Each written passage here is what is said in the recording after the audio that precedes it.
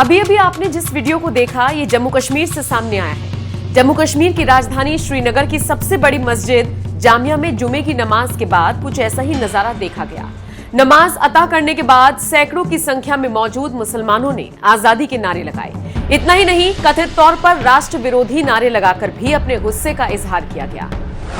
कथित तौर पर आजादी के नारे लगाते पाए गए इन मुसलमानों का वीडियो सामने आने के बाद घाटी में एक बार फिर तनाव की स्थिति बन गई है। इतना ही नहीं, बाकी राज्यों में भी इसे लेकर रोष देखा जा रहा है। कुछ लोगों ने तो 1990 के उस दौर को याद करना शुरू कर दिया जिसमें कश्मीरी पंडितों का पलायन कराया गया था। उनके पलायन से पहले भी कुछ इसी तरह से नारेबाजी होती थी।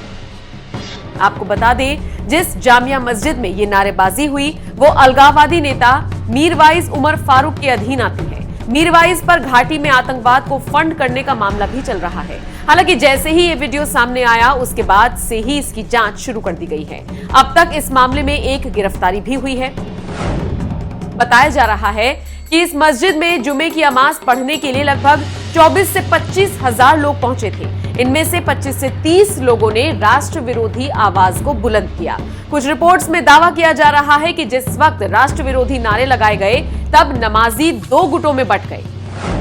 बताया जा रहा है कि इस मस्जिद में जुमे की नमाज पढ़ने के लिए लगभग 24 से 25 हजार लोग पहुंचे थे। इनमें से 25 से 30 लोगों ने राष्ट्र विरोधी आवाज को बुलंद किया। कुछ रिपोर्ट्स में दावा किया जा रहा है कि जिस वक्त राष्ट्र विरोधी नारे लगाए गए तब नमाजी दो गुटों में बंट गए। कुछ इसके पक्ष में थे जबकि कुछ विरोध में। मस्जिद के अंदर हंगामे की स्थिति पैदा हो गई। पुलिस को मौके पर बुलाया गया और जैसे तैसे मामला शांत कराया गया। पुलिस का कहना था कि वहां पर हंगामा करने वाले लोगों को खदेड़ा गया और आईपीसी की धारा 124A और 447 के तहत शिकायत दर्ज कराई गई। इस घटनाक्रम के बाद पुलिस ने कई जगह पर छापेमारी भी की है। पुलिस की तरफ से यह भी कहा गया है कि मुख्य आरोपी को जामिया मस्जिद में जुमे की नमाज को बाधित करने और कानून व्यवस्था की स्थिति पैदा करने के लिए पाकिस्तान स्थित आतंकी संगठनों के आकाओं से निर्देश मिला था। फिलहाल इस मामले की जांच की जा रही है। बहरहाल आपका इस खबर पर क्या कहना है, कमेंट करके हमें जरूर बताएं।